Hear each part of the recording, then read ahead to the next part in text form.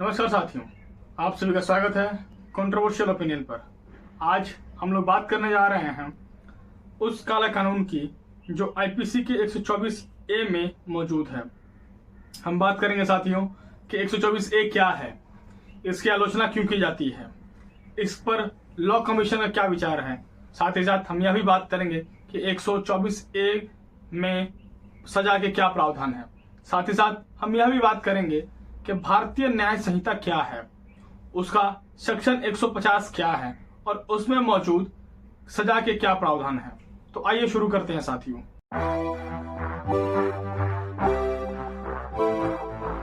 124 ए को अंग्रेजों द्वारा बनाया गया था, जिसके लिए उन्होंने 1860 के भारतीय दंड संहिता में इसका एक प्रावधान किया था। कारण यह था कि अंग्रेज भारत में चल रहे भारतीय आजादी के आंदोलनों से घबरा गए थे। उन्हें डर लगने लग गया था कि भारतीय जनमानस उन्हें उखाड़कर फेंक देगा। इस आंदोलन से घबराकर, इन प्रयासों से घबराकर उन लोगों ने इसका प्रावधान किया, जिसके तहत यदि आप ब्रिटिश सरकार के खिलाफ किसी भी प्रकार से लिखित, मौखिक या प्रतीकों के माध्यम से यदि आप कोई भी कृत्य करते हैं तो आप सजा के भागी होंगे। आप जानकर हैरान होंगे कि इसके पहले भोगी जो थे वह थे हमारे स्वर्गीय तिलक साहब जी, लोकमान्य तिलक जी। उसके बाद जो इस सजा को भोगने वाले दूसरे व्यक्ति कह सकते हैं, जिसको हम तथाकथित रूप से, वह थे हमारे राष्ट्रपिता महात्मा गांधी जी। अब बात करते हैं साथियों कि इसकी आलोचना क्यों होती है।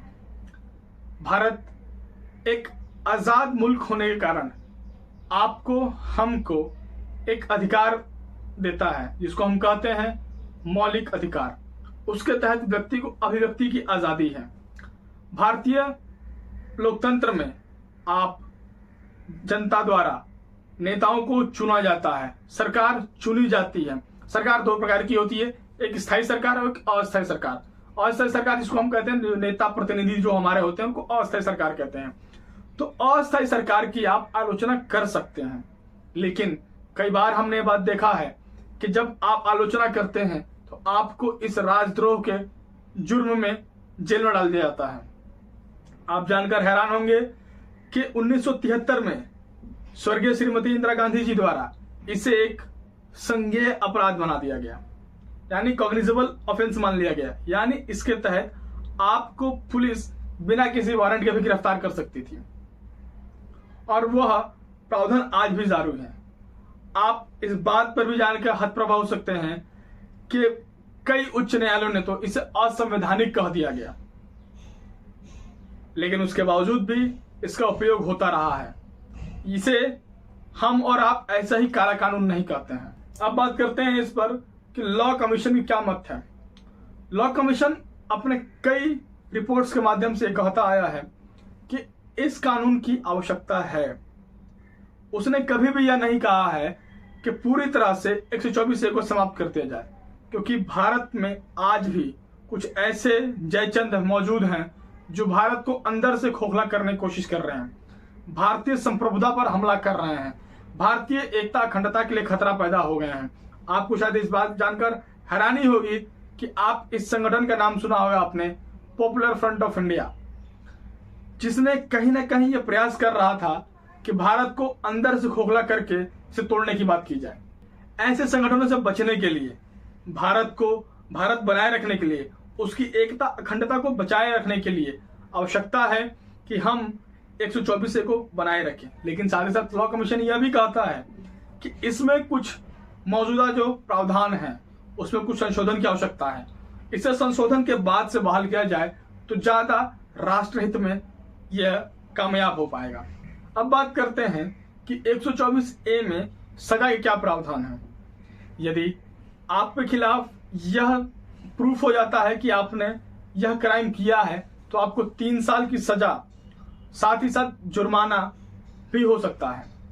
यदि आप सरकारी नौकरी करने वाले व्यक्ति हैं या करने के इच्छुक हैं और यदि आप पर राजद्रोह का अपराध साबित हो जाता है तो आप सरकारी नौकरी से प्रतिबंधित किए जा सकते हैं और आप किसी भी प्रकार के सरकारी नौकरियों के लिए अयोग्य हो जाएंगे। साथ ही साथ आपका यह मौलिक अधिकार भी छिन जाएगा कि आप पासपोर्ट रखने के लिए भी अयोग्य हो जाएंगे। अब बात करते हैं कि भारतीय न्याय संहिता क्या है। हालिया समय में केंद्रीय सरकार द्वारा संसद में एक नया बिल लेकर आया गया है, जिसने पूरी तरह से भारतीय दंड संहिता यानी आईपीसी इंडियन पिनल कोड को खारिज करने के लिए एक बिल लेकर आई है, जिसे संसद में प्रस्तुत किया गया है और उसे स्टैंडिंग कमेटी के पास भेजा गया है। इसमें एक सेक्शन है जिसको कहते हैं सेक्शन 150, जिसमें यह प्रावधान है साथियों कि यदि कोई व्यक्ति, समूह या अन्य भारतीय संप्रभुता, एकता, अखंडता को किसी भी प्रकार से लिखित, मौखिक, प्रतीकों के माध्यम से, इलेक्ट्रॉनिकली या अन्य तरीकों से कोई भी कृत्य करते हुए पाया जाता है भारत की एकता, अखंडता के खिलाफ, तो वह सेक्शन 150 के तहत दोषी होगा। सेक्शन 150 यह प्रावधान करता है कि यदि आपके खिलाफ यह दोष साबित हो जाता है कि आप राजद्रोह के कृत्य में लिप्त होते हैं, तो आपको 7 साल की सजा होगी और आपकी सरकारी नौकरी, जो कि राजद्रोह के पुराने प्रावधान थे, वह इस पर भी लागू होंगे। साथ ही साथ इसमें एक जो महत्वपूर्ण बदलाव किया गया है, जिसके लिए केंद्र सरकार की सराहना करनी चाहिए, वह यह है कि इस पूरे के पूरे प्रावधान में, सेक्शन 150 के प्रावधान में, यह कहीं भी नहीं लिखा गया है कि राजद्रोह सरकार के खिलाफ माना जाएगा। यानी अब राजद्रोह का पूरा मामला साथियों यह होगा कि आप भारत, एक बड़े पैमाने पर भारत को किसी प्रकार से क्षति तो नहीं पहुंचा रहे हैं। इसमें से सरकार का जो शब्द था उसको हटा दिया गया है, जिससे अब राज्य सरकारें, केंद्र सरकारें अपने विरोधियों को इस कानून के तहत दंड नहीं दे पाएंगी। तो यह अभी देखना बाकी होगा कि केंद्र सरकार ने इसमें और क्या क्या प्रावधान लेकर आई है। तो ऐसी तमाम खबरों से जुड़े रहने के लिए और जानकारियों से अवगत होने के लिए आप जुड़े रहें कंट्रोवर्शियल ओपिनियन के साथ। तब तक के लिए मिलते हैं आप सभी से, धन्यवाद।